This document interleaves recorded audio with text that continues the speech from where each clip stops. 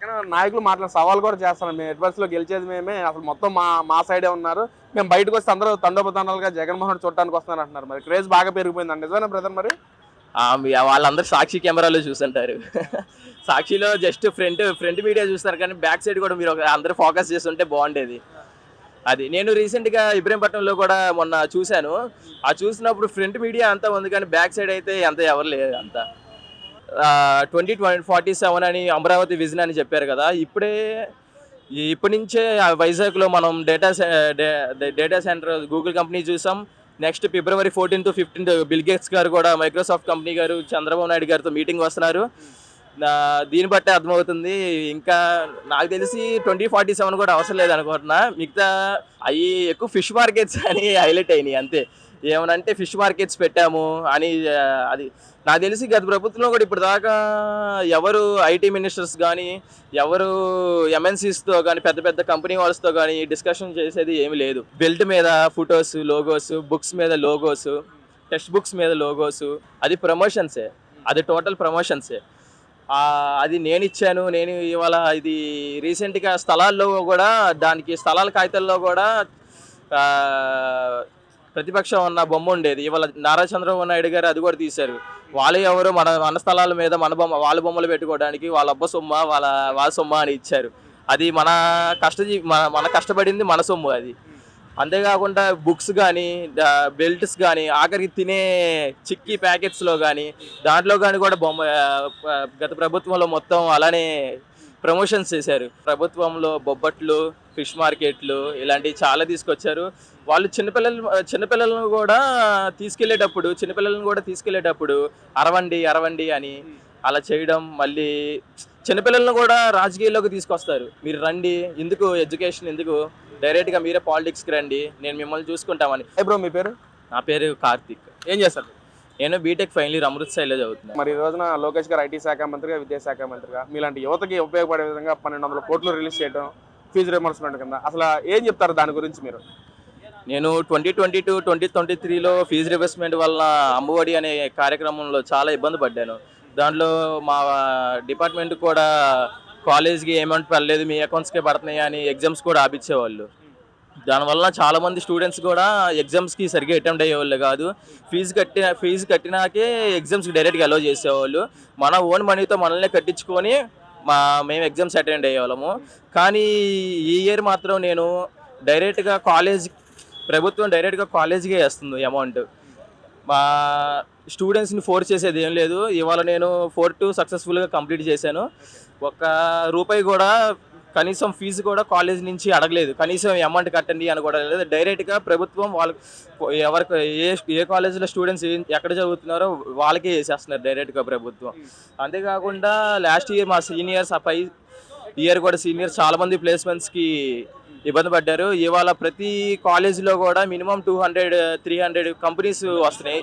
ఆఖరికి చిన్న కాలేజీలు అమృత్సర్, చిన్న పరిటాల ఇలాంటి పెద్ద కాలేజీల్లో కూడా అలాంటి కాలేజెస్లో కూడా మంచిగా ప్లేస్ అవుతున్నారు, మంచి ప్లేస్మెంట్స్ వస్తున్నాయి. అంతేకాకుండా నైపుణ్యం.com అని నారా చంద్రబాబు నాయుడు గారు ఒక వెబ్సైట్ క్రియేట్ చేశారు, ఒక వెబ్సైట్ లాంచ్ చేశారు.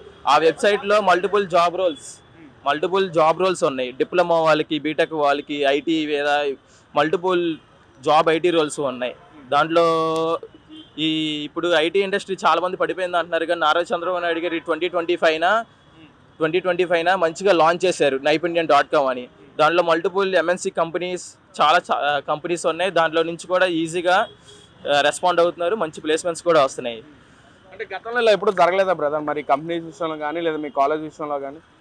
నాకు అసలు చాలామంది సీనియర్స్ చెప్పారు అసలు ప్లేస్మెంట్స్ లేవని. ఈ ఇయర్ మాత్రం చాలా మల్టిపుల్ ప్లేస్మెంట్స్ వచ్చాయి, చాలా హ్యాపీగా ఉంది. అంతేకాక మరి మీ కష్టాలను అర్థం చేసుకునే ఐటీ శాఖ మంత్రి లోకేష్ గారి పనితీరు ఎలా ఉంది? మరి అసలు నాకు పాలిటిక్స్ గురించి అంత తెలియదు, కానీ ఈ ప్రభుత్వం వచ్చినాక నారా లోకేష్ గారిని చూస్తుంటే ఒక మెయిన్గా స్టూడెంట్స్కి ప్రత్యేకత ఇచ్చారు. మెయిన్గా స్టూడెంట్స్ని చాలా అబ్జర్వ్ చేసుకొని డైరెక్ట్గా స్టూడెంట్స్ ఇబ్బంది పడుతున్నారని డైరెక్ట్గా వాళ్ళ అమౌంట్కే డైరెక్ట్గా కాలేజెస్కే అమౌంట్ వేసి మల్టిపుల్ ఎంఎన్సీ కంపెనీస్లో జాయిన్ అవ్వాలి అని. ఇవాళ గవర్నమెంట్ స్కూల్స్ కూడా చూస్తుంటే చాలా బాగుంటున్నాయి.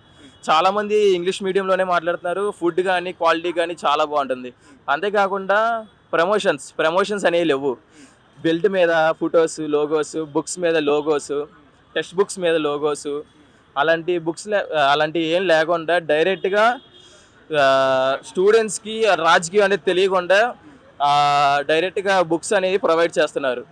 అంటే ఈరోజు గతంలో చూసుకుంటే అదే బుక్స్ మీద జగన్మోహన్ రెడ్డి గారి ఫొటోస్ కానీ లేదా పార్టీ రంగులు ఉండేవి. మరి ఆ రోజున మొత్తం తీసేసి ఓన్లీ రాజకీయం పొలమకుండా గవర్నమెంట్ సింబల్ ఉండే విధంగా చేయటం, అసలు మీలాంటి యువతకి ఏం చెప్తారు బ్రదర్ దాని గురించి? అది ప్రమోషన్సే, అది టోటల్ ప్రమోషన్సే. అది నేను ఇచ్చాను, నేను ఇవాళ ఇది రీసెంట్గా స్థలాల్లో కూడా, దానికి స్థలాల కాగితాల్లో కూడా ప్రతిపక్షం ఉన్న బొమ్మ ఉండేది. ఇవాళ నారా చంద్రబాబు నాయుడు గారు అది కూడా తీశారు. వాళ్ళు ఎవరు మన స్థలాల మీద వాళ్ళ బొమ్మలు పెట్టుకోవడానికి వాళ్ళ అబ్బ సొమ్మ వాళ్ళ సొమ్మ అని ఇచ్చారు.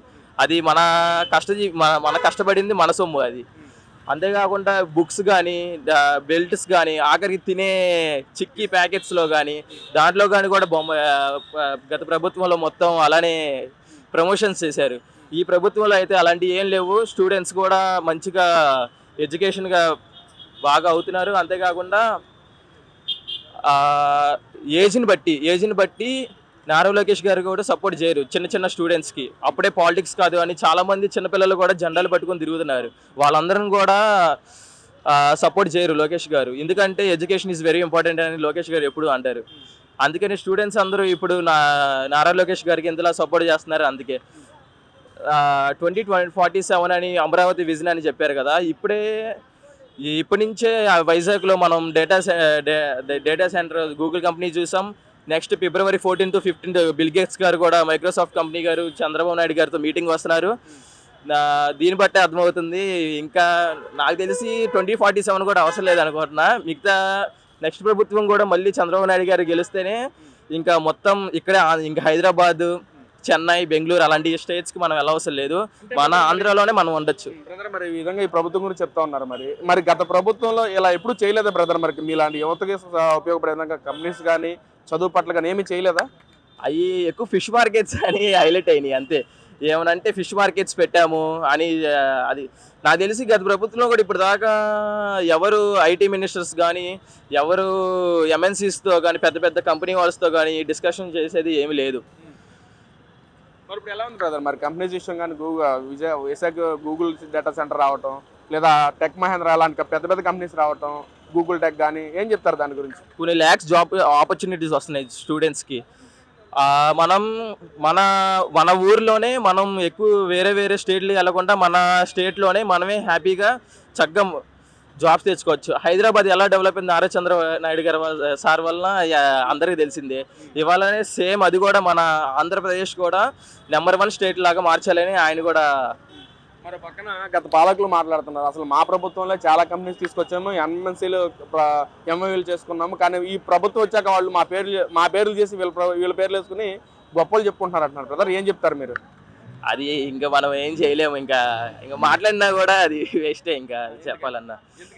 ఎందుకంటే మనం ఇప్పుడు ఇక్కడ కావాల్సింది ఇంకా వాళ్ళ సైడ్ మాట్లాడు. ఇప్పుడు మనకి డెవలప్మెంట్, మనకి ప్రజెంట్ ప్రభుత్వంలో బొబ్బట్లు, ఫిష్ మార్కెట్లు ఇలాంటివి చాలా తీసుకొచ్చారు. వాళ్ళు చిన్నపిల్లలను కూడా తీసుకెళ్లేటప్పుడు అరవండి అని అలా చేయడం. మళ్ళీ చిన్నపిల్లలను కూడా రాజకీయాల్లోకి తీసుకొస్తారు. మీరు రండి, ఎందుకు ఎడ్యుకేషన్ ఎందుకు, డైరెక్ట్గా మీరే పాలిటిక్స్కి రండి, నేను మిమ్మల్ని చూసుకుంటామని. ఒకవేళ వాళ్ళు వచ్చినాక వాళ్ళందరూ రోడ్డు మీద నిలబడతారు, కానీ వాళ్ళకి ఫ్యూచర్ అనేది ఉండదు, జాబ్ ఆపర్చునిటీస్ అనేవి ఉండవు. వాళ్ళకి ఈ బొబ్బట్లు అని ఫిష్ మార్కెట్లు అని ఆ జాబుల్లే తప్ప ఇంకేం ఉండవు. రౌడిజం అనేది చాలా తగ్గింది చెప్పాలి అంటే. రౌడిజం అనేది చాలా తగ్గింది. మరి గంజాయి గురించి ఏం చెప్తారు బ్రదర్? గత పాలకులు మాట్లాడుతున్నారు, అసలు యువతకి ఎలాంటి గంజాయి పదార్థాలు అందించలేదు మేము, ఈ ప్రభుత్వం వచ్చాక గంజాయి కానీ మొత్తం మత్తు పదార్థాలు మొత్తం విచ్చలవిడిగా దొరుకుతున్నాయి అంటున్నారు. మరి మీ అభిప్రాయం ఏంటి దాని గురించి?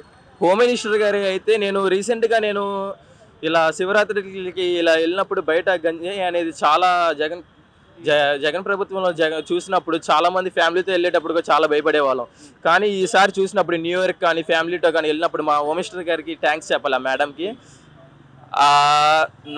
ఈవినింగ్ నైట్ 10-10:30 దాకా దాటిన వాళ్ళకి ఎలా చూపించాలి అలా చుక్కలు చూపిస్తున్నారు గంజాయి అనే వాళ్ళకి. అసలు ఎటువంటి అసలు దొరకట్లా బయట. ఎవడైనా తప్పు చేశాడా తాట తీసేస్తున్నారు. ఆఖరికి అధికారంలో ఉన్నా సరే ఇప్పుడు వీడికి పవర్ ఉంది, రాజకీయాల్లో వీడున్నాడు వాడున్నాడు అనేవాడు కూడా ఇవాళ అలా ఏం లేదు. ఎవడైనా తప్పు చేశాడా వాడిని కూడా తీసుకొచ్చేస్తున్నారు. అలా ప్రభుత్వం బాగుంది ఇలా. మరి ఫైనల్గా 2029లో జగన్మోహన్ రెడ్డి గారు పాదయాత్ర చేస్తా అంటున్నారు. మరి యువతగా మీరు ఏమైనా సపోర్ట్ చేస్తారా జగన్మోహన్ రెడ్డి గారికి? లేదు సార్, సపోర్ట్ చేయం. చూసాం కదా, మెయిన్ కావాల్సింది డెవలప్మెంట్.